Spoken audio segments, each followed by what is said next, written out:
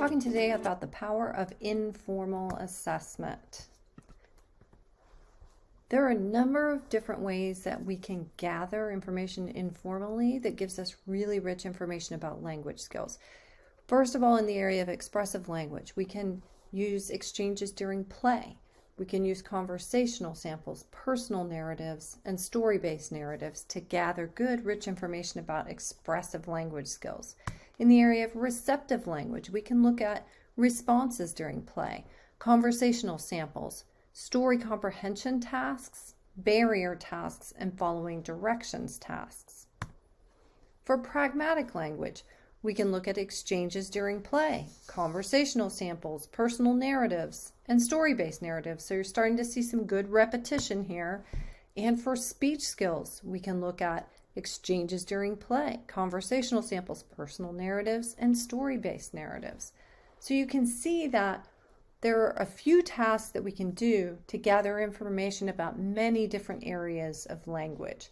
And what that leaves us with is a few tasks that give very powerful information for us to help us make diagnostic decisions about language skills.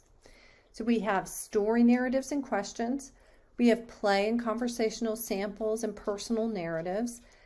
And then we have our following directions, tasks, and barrier tasks. Now I want to focus a little bit on the language sample analysis. There is another edge case video that focuses on analyzing the language samples for bilingual students. Here I really want to focus on some of the tools that we can use that give us good information about the language samples. One of those is SALT software. Now, SALT software is a program that you can use to analyze your language sample. You do have to code it to do that. And once you figure out all the codes, that moves fairly quickly. There's a great article in Language, Speech, and Hearing Services in the Schools from 2015 that focuses on this task of salting a language sample. When you use this, you end up with a nice report that gives you great information about mean length of utterance in words, mean length of utterance in morphemes, semantics. You get a measure of total number of words, number of different words, and a type token ratio. So what's cool about this is that over time you can look at growth in a language sample for your students to really get some meaningful measurement of how they are progressing in their language skills. There are also databases where you can compare to other children, the child's age, to get a sense of where they fall. Now, one thing I want to caution about is that sometimes the numbers here can be a little bit misleading.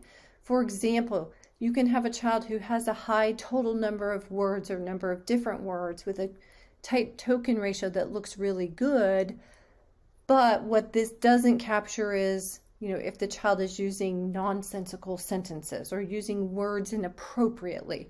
So you still need to put your speech language pathologist eyes on those language samples to go beyond the numbers on the page. But that said, this does give you a great way to measure change over time.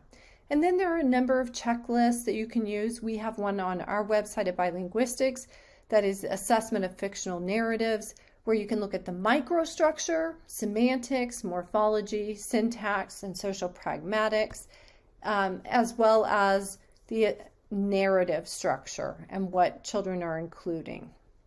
There's one from Speechy Musings that's really nice that includes some good grammatical components like word order, compound sentences, complex sentences. Did they use negatives?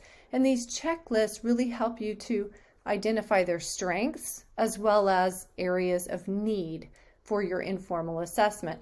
Then you can take those areas of need and dive into a dynamic assessment to give you even more information. Story comprehension questions are one last way that you can get great information about how much the child understood in the story, whether they're able to answer who, what, when, where, why, and how questions.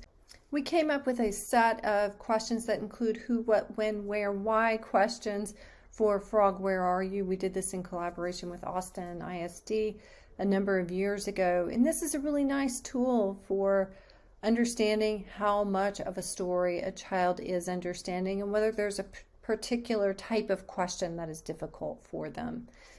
So putting all these together, these are great ways to informally evaluate and get some really rich information about a child's language skills.